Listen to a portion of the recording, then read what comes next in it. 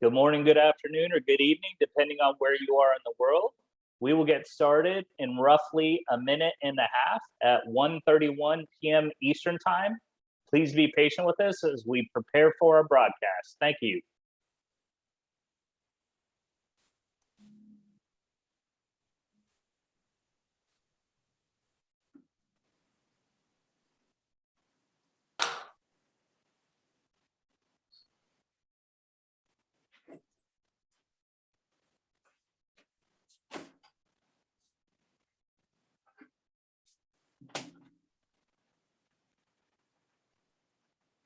And one more time, just for those joining us, we will get started in 1 minute at 1:31 p.m. Eastern Time to allow everyone into the Zoom platform as we prepare for our program. Thank you.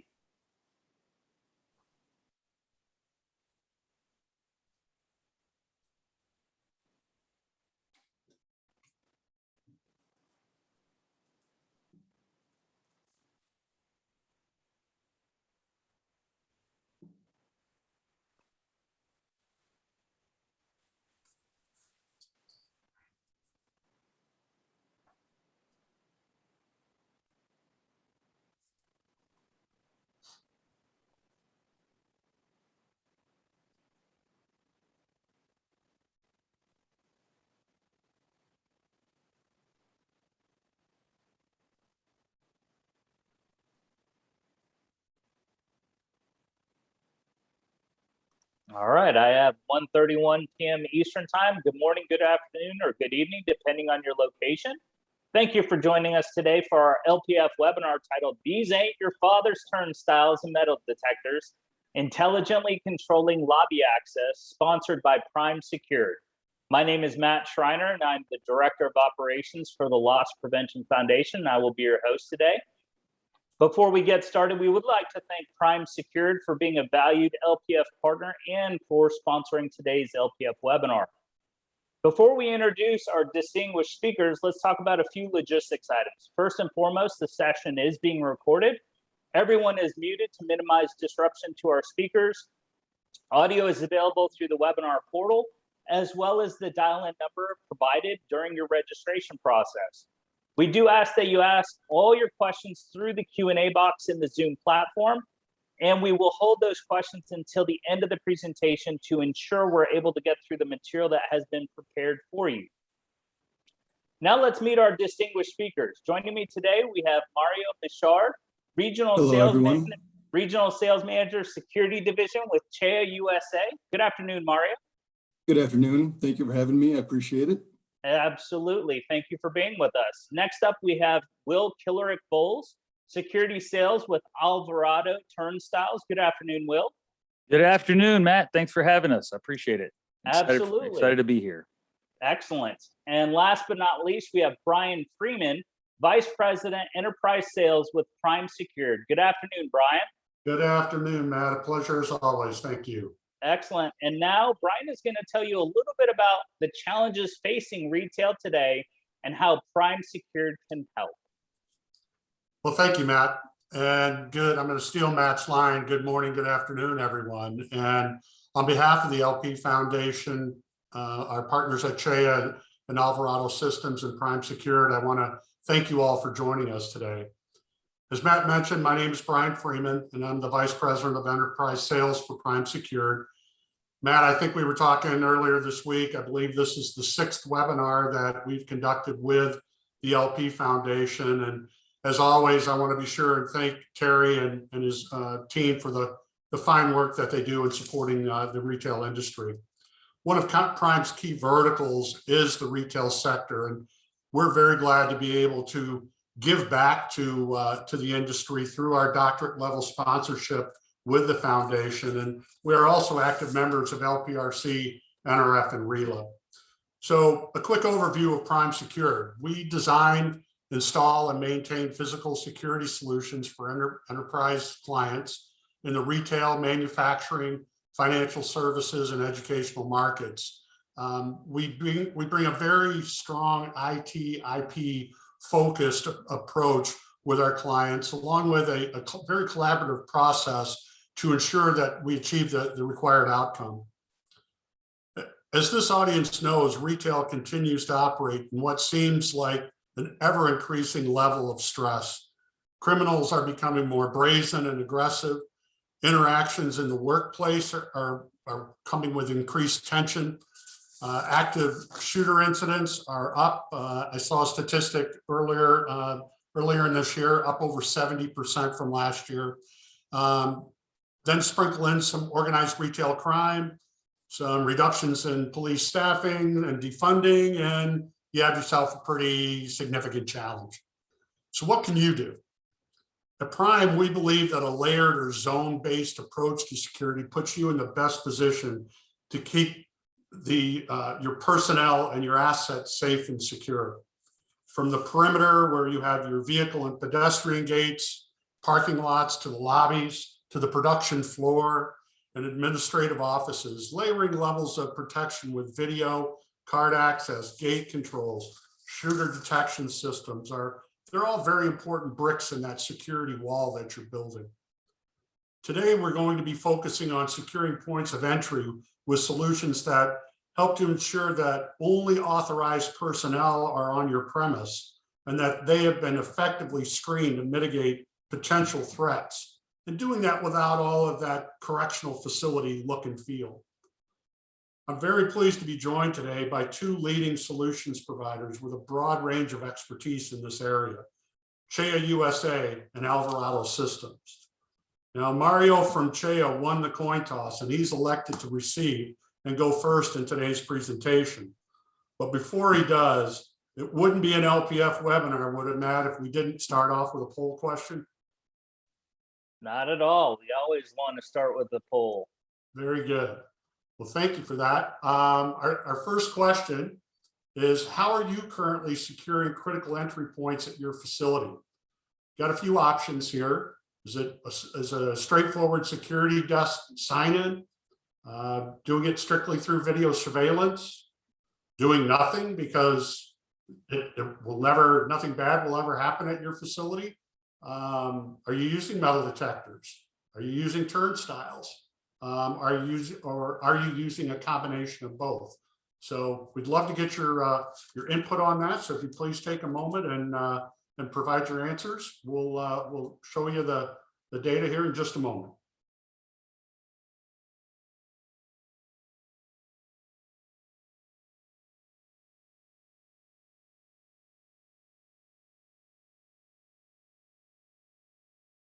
Okay, final answers there, Matt? Final tally? Yeah, I just shared it with everyone. So it looks like the winner is security desk sign-in with 41%, followed by video surveillance at 29%, then turnstiles at 24%, and both turnstiles and metal detectors only rating at 6% of the audience. Okay. One thing that I'm very pleased to see is that doing nothing has not been an option for anyone. So very glad to see that in the data point. Okay, with that, I'm going to turn it over to our first solution provider, and that would be Mario Machard from Cheya USA. Mario, all yours. Thank you, everyone, and I appreciate you guys joining us, and I appreciate you allowing me to be here, Brian. So we'll talk a little about metal detectors from Cheya USA. The first thing I want to talk about is, who is Cheya USA? Now, all of you know us without even realizing you know us. If you have gone through a metal detector at an airport in the last 20 years, you have gone through one of our metal detectors. And we do a lot of sports venues, concert halls, courthouses, prisons, jails. So let's give you a little overview of who Cheya is. So we have over 50 years experience. We actually started in the textile industry, finding needles that broke off when making fabric. We have a world headquarters in Arezzo, Italy. And the most important part, I think, of our world headquarters is, you can see here we have 56 specialists for R&D and engineering. On top of that, we put 20% of all of our profits back into R&D and engineering to come up with new products. Later in the presentation, I will show you one of those new products. Again, we'll talk a little bit later about our mean time between failures and the data that's used to collect that. And we have over 500,000 installs of metal detectors around the world. One of our other product lines is induction systems. So a lot of the brazing that's done on metals for your refrigerator condensers and that type of stuff all uses our products. And one of the more important things to point out here is our products are DHS Safety Act certified. And that's big for a lot of the people to have that assurance from the government backing them up that they have tested our equipment and it works to what we say it will work. So one of the features of metal detectors that most people don't understand is everyone goes, oh, a metal detector is just a metal detector. We take it a step further for our testing when our traditional panel metal detectors. And if someone comes up with a standard, whether it's National Institute of Justice or the federal government that wants something, we go through a rigorous testing program where we use a robot and we test in over 1,000 locations and 6 orientations to make sure that it will detect the items that they want detected. So some of the orientations we use are shown here in this graph, and this isn't stuff that CHEA develops on their own. This is information that comes from ATSM, the American Society of Testing Materials. So we follow their protocols using our robots to make sure it does it, and then we send it all out to a third party that they do the verification that we have the assurances we will do what we say we will do. Metal detection is made up of 3 major principles. The first one is detection. That's the ability to find those metal masses that you're worried about, and that's the easiest thing for everyone to do. The second part of it is called immunity, and that's our ability to work in environments where we have electrical signals causing interference or some slight moving metal masses. And the most important one is discrimination. Now, normally in our society, discrimination is a bad thing, but when it comes to metal detection, it's a very good thing. And that's the ability to find our threat items while not alarming on normal everyday items, like your sunglasses, belts, that type of stuff. And again, I'll show you a new product later that does this better than anything out there in the market. So on our traditional panel metal detectors, we provide zone indication. And what that allows is anywhere that metal mass is on a body, it'll show up on the metal detector in that defined area. This allows us to save time instead of having to search the whole body. These work well for slower applications where we're only worried about a couple hundred people per hour to come through. So courthouses, prisons, very high security standard areas, whether you have precious metals areas that you're worried about within your facility, these type of detectors work great with a zone indication. So mean time between failures, most people don't think about this when it comes to metal detectors. But if you have a metal detector go down, that can slow down your process of ingress.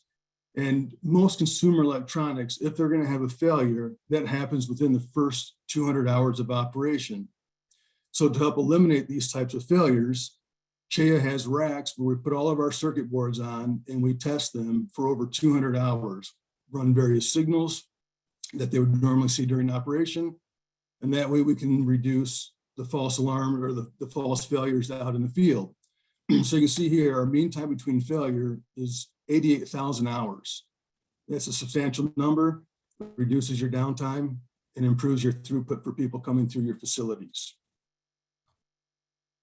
And then when it comes to safety of our metal detectors, we use what we call continuous wave technology, meaning that once the unit's powered up, we have a solid signal and it doesn't fluctuate compared to most of our competitors.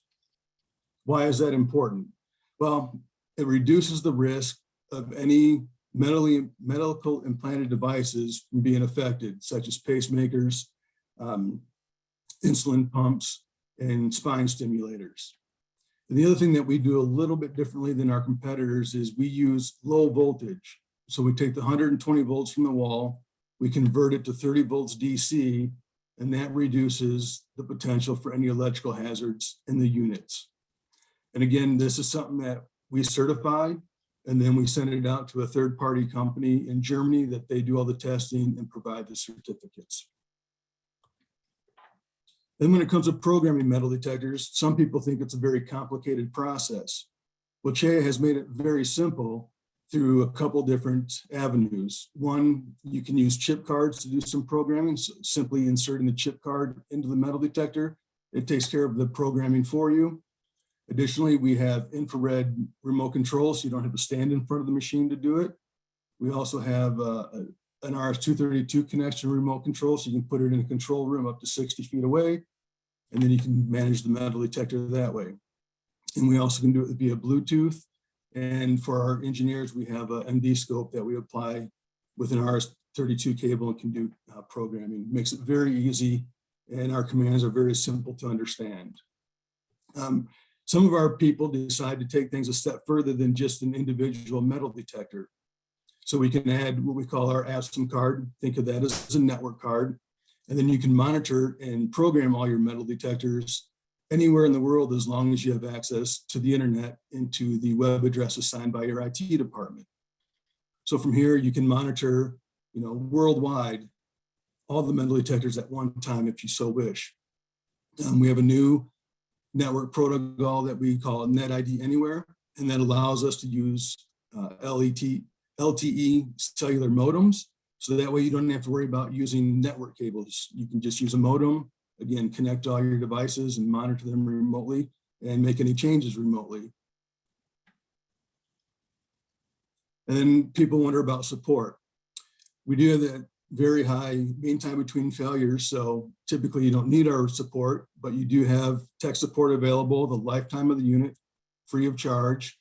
If you have a large number of metal detectors and want someone to get certified, we can do that too. They can come out to our facility in Hudson, Ohio, go through the full certification, and have all the same access that our CHEA certified engineers do. With tech support, that's again always available 24/7. If it's after hours, someone will call you back and answer any questions they have or assist you. So we have a variety of products, from the most affordable to the most expensive. So from the $3,000 range to the $50,000 range. Again, it depends on what your detection criteria are. For most people, a standard high P+ metal detector focusing on guns will work well.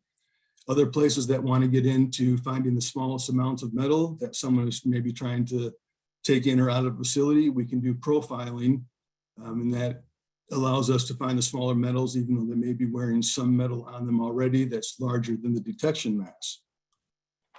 So here's an example of the profiling system. Someone is enrolled here. If let's say they have a replacement on their hip, we can back that out of the signal, but still find a small amount of metal on their body. And then for handheld metal detectors, we have a wide variety, but two of our most popular ones are the PD-140E. That's an economy line metal detector where you replace the batteries, but it meets the National Institute of Justice 060202 standard for small objects.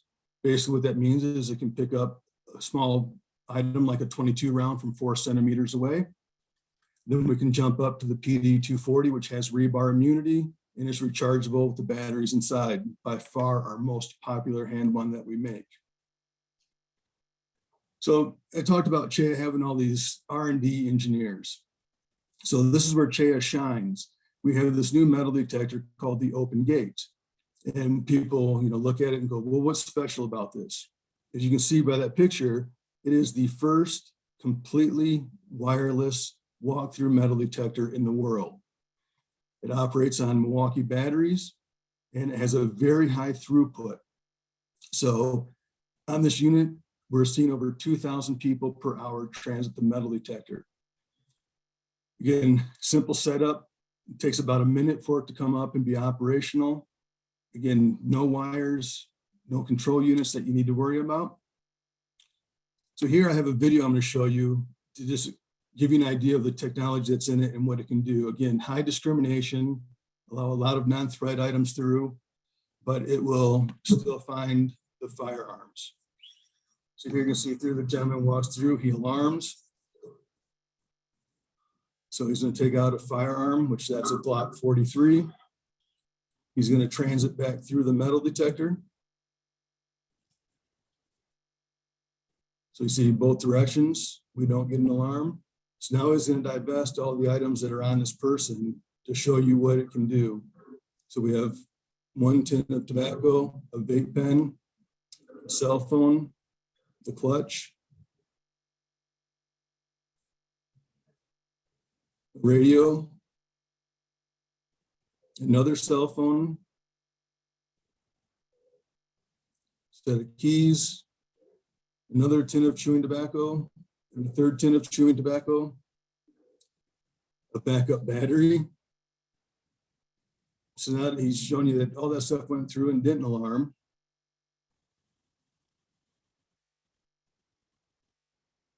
He's going to place the Glock in the small of his back. And you can see that alarm just on that small compact firearm.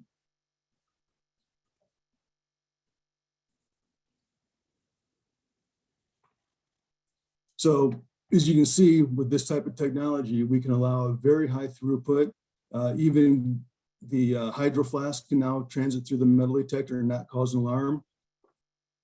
So we just have a large variety of metal detectors that can take care of all your security sources. And just to give you an idea, some of our customers here, these are the ones that allow me to say who they are. We have some very big customers that I'm not allowed to share their information. We are in many distribution facilities around the world, and we hope to help you guys out if you need any assistance.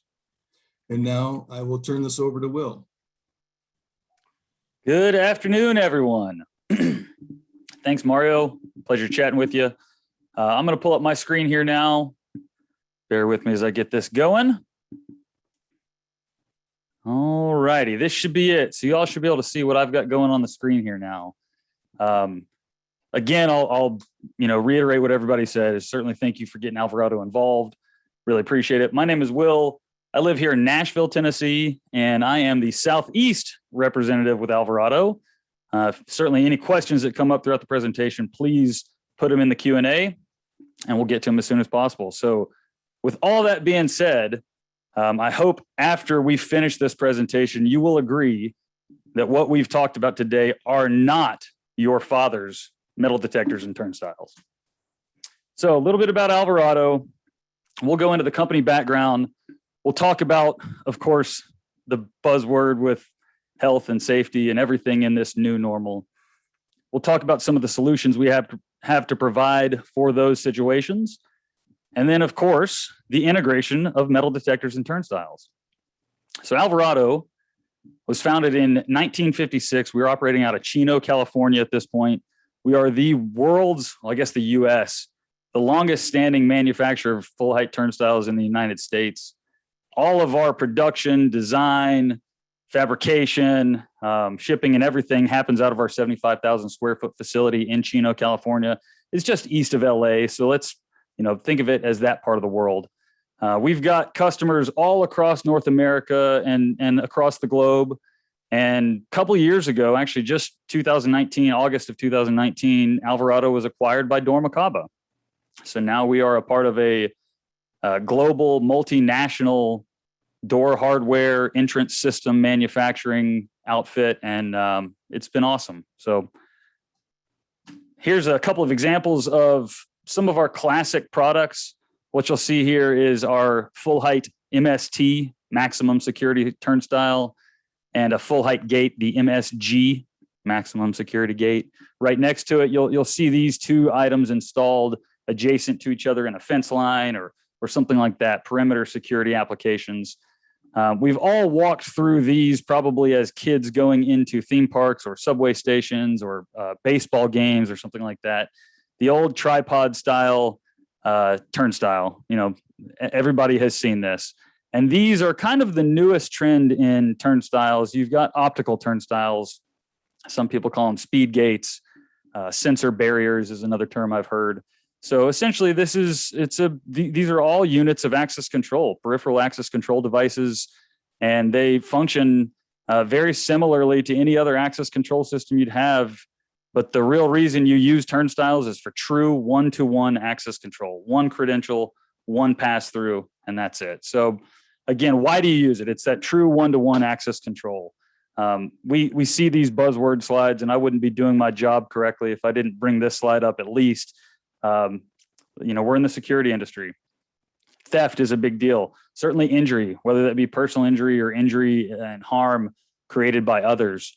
And then, of course, the health thing. Turnstiles have sort of gotten caught up in a lot of the touchless talk recently. They're part of the trend, and you can absolutely obtain touchless, frictionless entry through a turnstile. So these are some of the different reasons that you might use a turnstile. I've got a quick little video here we'll play, and I'll sort of talk through it. These are some of the advantages of optical turnstiles. So the optical turnstiles are very smart devices capable of detecting tailgating or piggybacking, unauthorized passage. We've got different sensor arrays and algorithms built into these turnstiles that are really good and really smart at picking up these unauthorized passage attempts, validating those credentials. And of course, we can integrate with all the different guest entry and access control systems or destination dispatch systems you may have at your facility. And again, I wouldn't be doing my job if I didn't mention that, of course, all of our turnstiles are going to integrate into your life safety systems as well. Oh, so here's some other, visual examples of turnstiles. We understand that more than anything, turnstiles are a piece of access control furniture. And a lot of times the purchasing decision for these equipment or these devices is driven by aesthetics. Maybe I'm a little biased, but I do believe we have one of the best looking optical turnstiles on the market. It is also about the thinnest cabinet footprint as well. So we've got a lot of different customization options that you can do with, you see different panel heights in the turnstiles here. These are the full height panel, mid-height panels shown on these other two turnstiles. Dynamic lighting packages that I think look really nice and will actually change their light color based on the condition of the turnstile. So they'll even blink red upon alarm conditions and things like that. Base plates available as well. So all kinds of different customization options. Base plates will be used if you can't get the wiring through the floor to connect each one of the turnstiles back to each other into the access control system and power and everything. So base plates will be used for that application. And then this is the full height turnstile. Again, this is our MST. It is the most specified full height turnstile on the market. This is our bread and butter. It's what Alvarado's known for. And we've actually got a new innovation that makes this turnstile touchless as well. So I promise I may only say the word touchless one or two more times. But the full height turnstile is something that we've had in production for decades. And we do a really good job with it. It's got strong, fully welded construction, true one-to-one control. Again, you'd see these installed at the perimeter sections or fence lines around your facilities. Some people use them inside facilities as well, shipping and distribution facilities. So that true one-to-one control. Another advantage of having turnstiles, and I didn't cover this earlier, but is alleviating some of the work duty of on-site security and guard staff and allowing them to focus on, more fruitful activities that don't have to do with watching people enter your facility or enter your building. So that's another really big plus to these turnstiles. So again, I think the pictures here highlight different applications and different installations, some of the customization that you'll see on these blue powder coated turnstiles we've done for one of the nation's largest distribution and logistics companies out there. They also elect to put foam padded arm bars on the turnstiles, so you get a little bit of a softer surface to touch. See those here on the black powder coated version as well. This is a nice tandem unit in a stainless steel and a galvanized finish. They're all rated for outdoor applications, these full height turnstiles and gates, that is.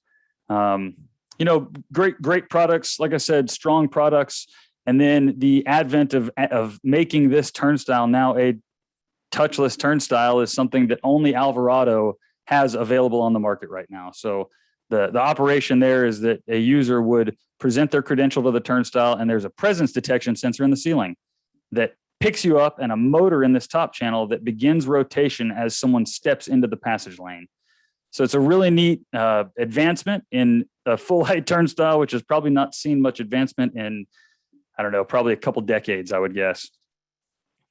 So then what we're all here for today, right? We've got the turnstiles and we've got the metal detectors. And what happens when we put them together? Well, you can do some really neat things with the combination of these two devices. So one of the things I love to do is if you've got the turnstile set where you've got the array set where you have the metal detectors first and then the turnstiles, what can happen is if metal is detected, the turnstiles will be sent a signal to lock down, and they'll create a barrier no matter whether you have an approved credential to get through or not, if the metal detector is doing its job and picking up metal, then the turnstile can be told to lock. And then that would be reset either remotely or locally by software or staff here on site. So again, the true one-to-one control, all of the different reasons, but it's really neat when you've got these third-party integrations and things that you can do between the turnstiles and other devices. And so you really help add to the layer of security. And when you approach your facility's security with a multi-layered approach, kind of like what we talked about in that first poll, once you've got cameras and access control and a staff at the desk and turnstiles and metal detectors and all these things, each one of those layers plays a very important role together. So it's important to have all those layers. Again, here's another example of full height turnstiles integrated with metal detectors. And in this case, what we've got are turnstiles that are encased in a fully enclosed cage almost, or space, if you will. And that makes it to where people can't reach through the sides and they can't exit after, say metal is detected. They're coming back out into the guard staff, or they're walking into the turnstile as long as metal is not detected and they have the approved credential.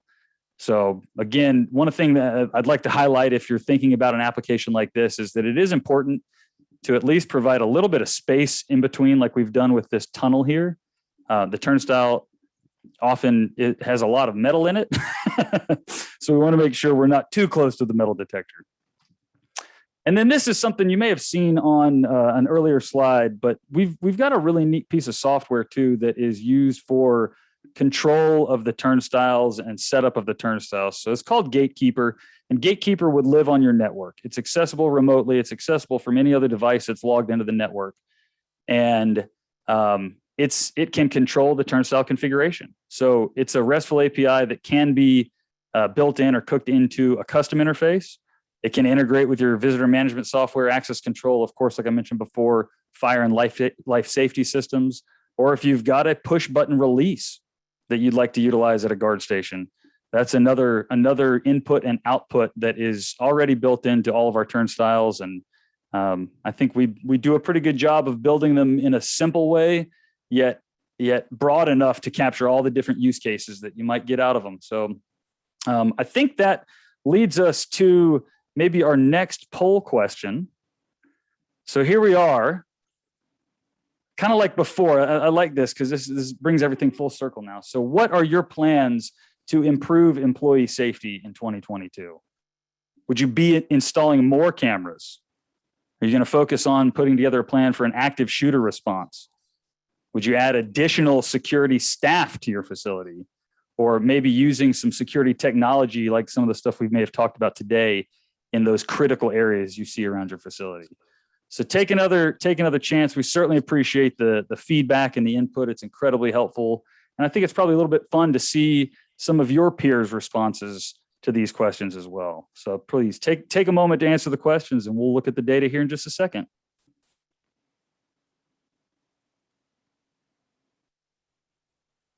Look at that.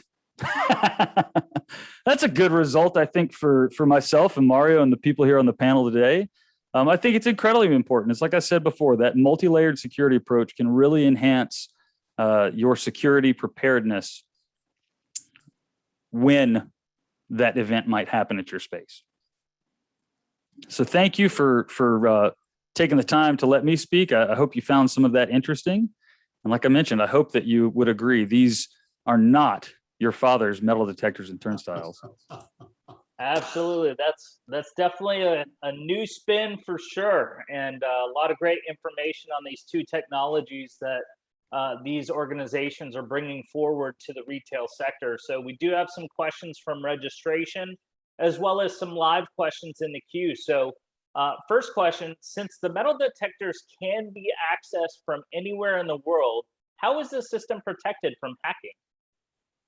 So during the initial setup, we have to use a proprietary software, which we call CHEA Discover device, in order to connect to the units. And then once you are on your connected to the internet or through your VLAN, you do have to use passworded devices to access the metal detectors. So we are protected. And again, like, for example, Federal Bureau of Prisons, every one of their metal detectors in the United States is networked together, and they have not been hacked, and don't foresee them ever being hacked. Excellent. Excellent. Next question is, what is the lifespan of the battery for the wireless metal detectors themselves? Okay, so the Open Gate comes with 4 batteries. With those 4 batteries, you can get 10.5 hours operation on the unit. The metal detector is made up of a mains column and a secondary column. On the mains column, you run about 4.5 hours per battery, and you can swap them out live, so you don't have to shut down. It's just a hot swap, pull one out, slide another one in. And then on the secondary column, one battery can run that column for 12 to 14 hours. Wow. And then That's it's a a long time. Milwaukee battery, so they come with a 3-year warranty on them. Fantastic. I Fantastic. think also another point on that is you can go to Home Depot and buy them, right, Mario, or Lowe's? Home I Depot. don't mean to offend anyone in the audience, sorry. Yeah. But yeah, I mean, they're available. It's not any type of a custom item that you would have to buy through your integrator, for example. Yeah, That's all your fantastic. major electronics companies can supply them, your big MasterCard, Grainger, Amazon, you can pick them up anywhere. Absolutely. That's fantastic. And On love the that note, warranty what as about the well. battery life? Sorry to interrupt here. What about the battery life on the handheld units? Yep, so on the PD240 rechargeable, you're looking at about 100 hours operation on a single charge. And they're Wow. a military grade battery, lifespan of 10 years. That's fantastic. Excellent. So switching gears a little bit. So for Will, so this person, can I add the turnstiles to my existing access control system? And as you answer that, what is the most complex integration that you guys have done with the turnstiles? So the answer to the original question is yes. Your existing access control system, we can absolutely bring the turnstile into it. It ought to operate just like any other door on your access control system. So very, very simple integration there. And then the most complicated installation, I think, is in New York City, and I believe it involves biometric authentication combined with the turnstile, and then a destination dispatch for, it's a big, tall skyscraper. So once you walk in and present your badge to the turnstile, it knows who you are. It's got biometric as a dual authentication format. So it knows this space, and it knows that you need to go to floor 26. So it begins bringing an elevator down from wherever it is, prepared to take you to floor 26. So that's a really, really neat integration there. Sure, that's fantastic. That's pretty awesome, actually. Next question: can a laptop pass through the Open Gate metal detector without alarming? No, it cannot. That's such a large metal mass that it will cause an alarm every time those try and pass through the detector. Okay, awesome.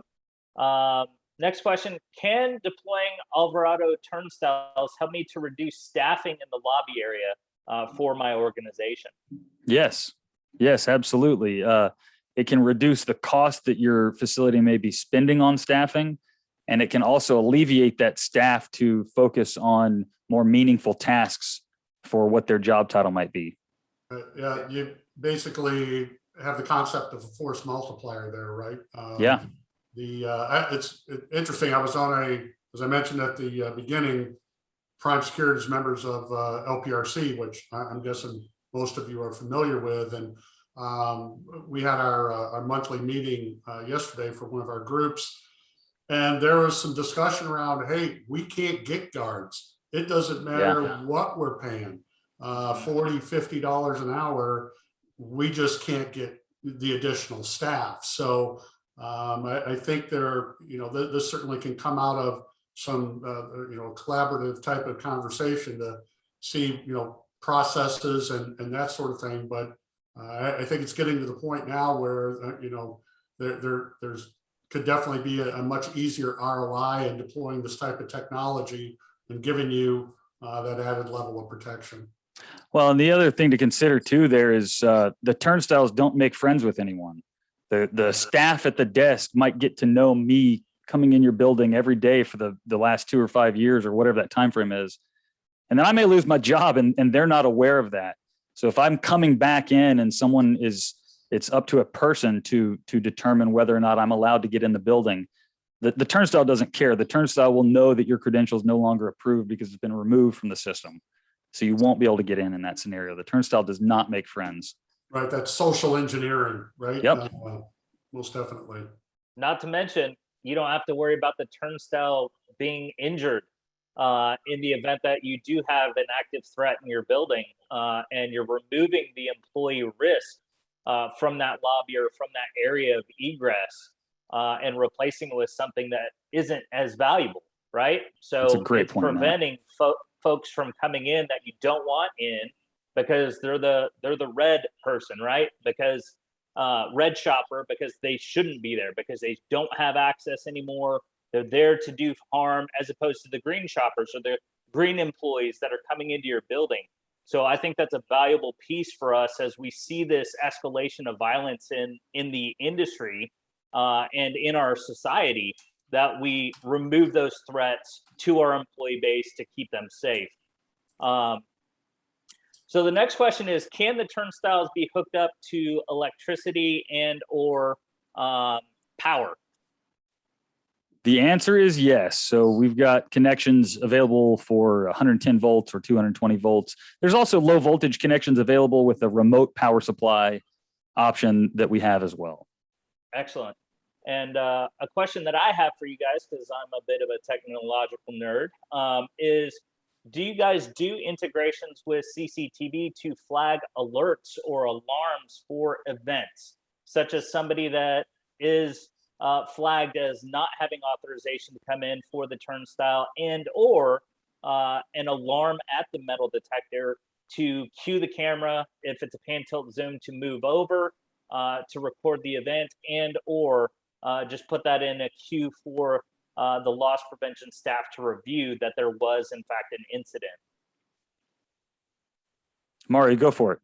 Yeah, so with the metal detectors, typically, if you want to be able to catch people coming through, we have a thing we call MDAR. It's basically a camera that you add to the metal detector.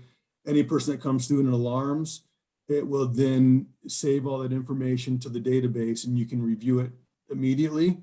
And then you can store it too. So if immediate, you know exactly who the person is, you can broadcast that out through your security staff and find that person in the building should they get past, metal detectors and turnstile, which is very unlikely.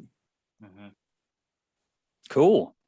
And then from the turnstile perspective, if the video surveillance platform you're using has the ability to output signals, then that can be connected to the turnstile. And say you've got a relatively advanced system that's using some AI and video facial authentication. You could take those outputs and say, if Will is detected, don't let him through because he is not approved. Mm-hmm. And that's my recommendation. Yeah, that goes to, and I think that's a good question, Matt. It goes to, integrations, or even take it to another level, take it to a unified type of system where you have that security blanket, not a security quilt, where you have disparate systems set up, and which does increase staffing, training, maintenance cost, all of that cost of ownership on a go forward, where if you can bring it all together into a single seamless type of system, certainly much more efficient, much more cost effective. absolutely. And you mentioned it in your introduction, Brian, earlier about having that layered approach, right? Right. So I hosted a webinar a few weeks back, and one of the comments, or one of the things that was said, is data is the new bacon, right? So and I love bacon, so it stuck with me. So I love that comment. But the more data that we can generate and the more integrations we can make with that data, the more meaningful our technology in our industry becomes to everyone, to keeping people safe, to the efficiency of the team, to keeping people out of harm's way. It doesn't really matter because that data is coming from the devices that are being deployed. to really identify those things.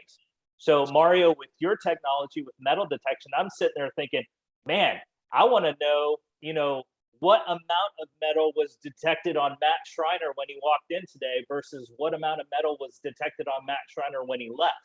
Is it identical? Yes. Just because, data is the new bacon. Right. So earlier I talked about that profiling system.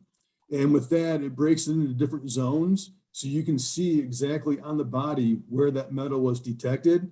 And so it gives you a whole binary bit, right? So you can see, was it one section, was it two sections? So it will give you that idea. Did he leave with a small amount of metal this time and a large amount of metal the time before? So with that profiling, we can take that data and analyze who's causing the problems within the facility. Yeah, absolutely. And I think that tied to the access control system, especially if it's an RFID card or some kind of biometric footprint, if you tie those together now, you can really identify, especially in a warehouse or a supply chain building, somebody that's identified leaving with a lot more metal content on their body than they came in with each and every shift. So here's a scenario that happened at a facility in Mexico. They make car parts and deal with a lot of gold. And there they use what we call dynamic profiling. And this guy would come in every day, no problem, but he'd leave for lunch and always cause an alarm because he had less metal on him. So what they determined after a few days of him doing this is he was trying to figure out what he could do to try and simulate the same metal he was bringing in and leaving so that he'd leave with gold. Yep. And that's just they're so dissimilar that it won't happen. But through that analysis, they were able to determine that he was trying to figure out how to steal gold from the facility. Yeah. So that makes total sense. Yeah, and that's fantastic. And that's why I love the integration. I love what the industry is doing with all of our solution provider partners and really building out the layers of defense for our organizations, not just for physical safety, but for inventory management and everything else. So these are some great tools for our industry. And that's a strong point you're making, Matt. I think oftentimes people get caught up in the latest technology, the shiny object, if you will, right? Mm-hmm. And hey, there's this new product. I've got to go find a problem for it. Versus taking it the other way and looking at the technology that's proven and available today, and how you can put that together, make it stronger. The sum of the parts, right? Yeah. And putting something together that really does apply to the issue you're trying to solve for, versus trying to cram something square peg into a round hole just because it's new. Right? Yeah, absolutely. Not always the best way to go. Yeah. Go ahead, Mario.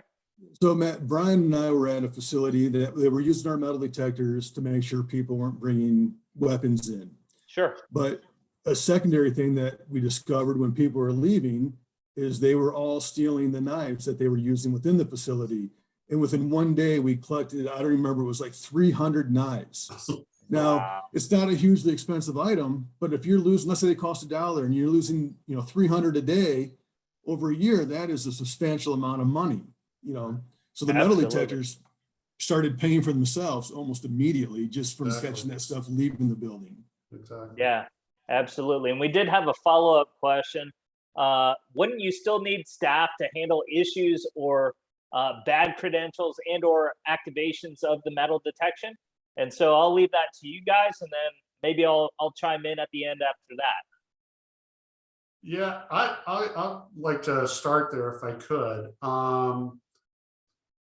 The short answer would be no. I mean, we looked at something during COVID with regards to a temperature scan tied into an Alvarado SU5000 optical turnstile. And so the temperature scan was mounted on top of the turnstile. The employee or associate placed their face close enough to get a reading.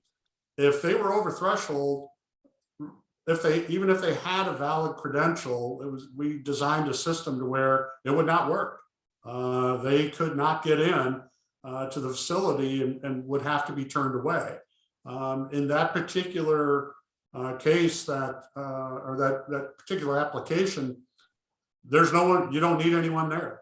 Now, if you're not locking it down that hard and you do have someone that has to go for secondary screening, for example, they've cleared the turnstile but triggered the metal detector, then yes, you're going to need personnel there. But like Mario was showing with the open gate, the ability to reduce those false alarms and really just be detecting on what you're trying to find versus managing a bunch of alarms for other items such as keys, phones, that sort of thing. I would make the argument that, let's say you had 6 lanes of egress, that you could take that, where you maybe needed to have 3 security officers, you could go to 1, simply because you're only dealing with real alarms, not the false alarms. Will, Mario, I don't know what your thoughts are there. No, I agree with you, with the open gate and its technology to eliminate all the false alarms on those innocuous items, you reduce the staff. I mean, a prime example of this is for the Broncos, one gate where we normally had 6 metal detectors, we're now down to 3 open gates, and they only have to have 2 checkpoints for scanning people that cause alarms instead of having to have 6 checkpoints now. So they reduce their staff dramatically by doing that. And I appreciate that Bronco plus.